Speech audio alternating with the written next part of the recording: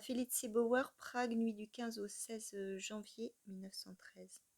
Aujourd'hui, il est encore relativement tôt, mais je veux tout de même me coucher tôt car j'ai payé l'écriture d'hier, plutôt bonne, par des maux de tête pendant presque toute la journée. Ces maux de tête sont en fait une invention des 2 derniers mois, voire juste de cette année 1913, et par un mauvais sommeil déchiqueté par des rêves.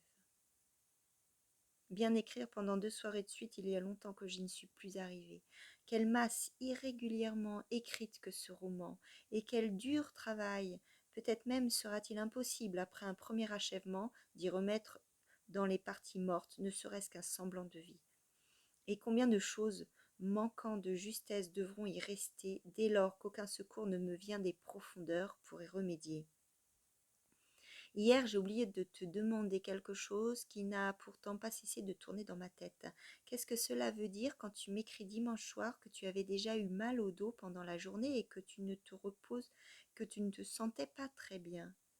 Même le dimanche où tu pourrais te reposer, tu ne te sentais pas bien? Est-ce encore là ma jeune fille en pleine santé? Et est-ce ma fille raisonnable qui passe tout son dimanche à la maison? D'après ta lettre, c'est ce qu'il me semble, et chez sa tante, au lieu d'aller prendre le bon air hivernal. Dis-moi ce qu'il en est, ma chérie, et la pure vérité. J'entends toujours l'imprécation de ta mère, c'est ta ruine.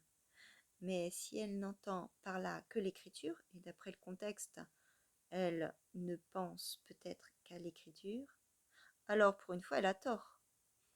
Il me suffit de 5 lignes de ma chérie. Dis donc cela à l'oreille de ta mère pour la rassurer quand elle dort l'après-midi. 5 lignes, c'est certes une grande exigence, mais qui ne cause pas de ruine. Certes, quand la très chère écrit de longues lettres. Mais ce n'est pas ma faute, mère. La querelle à ce sujet vient aussi de mon cœur. Mais peut-être que ta mère ne pense pas à l'écriture, et alors là, je ne sais évidemment plus quoi répondre.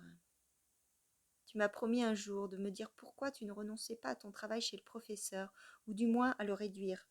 Comment d'ailleurs en es-tu venu à faire sa connaissance? Je t'écrirai encore à propos de mon beau-frère, de Max aussi, de Louis aussi, finalement. Peu importe le sujet sur lequel j'écris, ce qui compte, c'est que je crois pouvoir te toucher avec chaque mot, ma chérie. On ne joue pas amour secret ici, mais notre nouveau canari, bien que couvert, a entonné cette nuit un chant funèbre. Franz.